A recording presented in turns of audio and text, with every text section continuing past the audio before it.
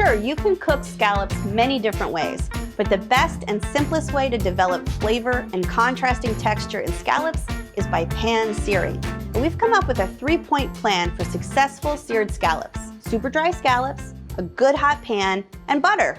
Easy, right? The enemy of a good sear is moisture, because flavorful browning, also known as the Maillard reaction, won't occur until the food surface hits 300 degrees. Now we're starting with untreated, dry scallops and getting them as physically dry as possible by placing the scallops between clean kitchen towels or layers of paper towels on a rimmed baking sheet. Press gently on the towels to block liquid. Then let the scallops sit at room temperature for 10 minutes while the towels absorb moisture. Heat 1 tablespoon of vegetable oil in a 12-inch non-stick skillet over medium-high heat until just smoking. Sprinkle the scallops on both sides with salt and pepper. Add the scallops to the skillet in a single layer, flat side down, trying not to crowd them.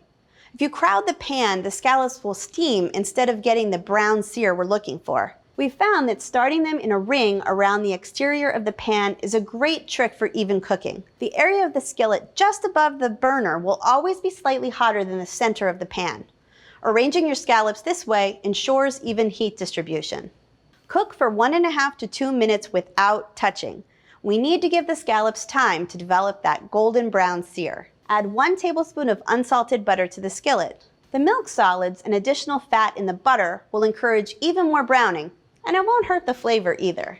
Using tongs, flip the scallops quickly. Tilt the skillet so the melted butter runs to one side and baste the scallops with the butter as they cook for another 30 to 90 seconds. How do you know when the scallops are done? Look at the sides of the scallops. They should be firm and the center should look almost opaque, cooked through from top to bottom. Now, if some of your scallops are slightly smaller than others, don't be afraid to remove them first. An overcooked scallop becomes rubbery and no amount of brown butter can bring it back. The best way to know when a scallop is done is to temp it with an instant read thermometer.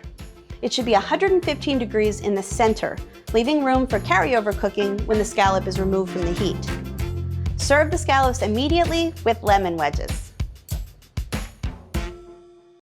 Thanks for watching America's Test Kitchen. What'd you think? Well, leave a comment and let us know which recipes you're excited to make, or you can just say hello.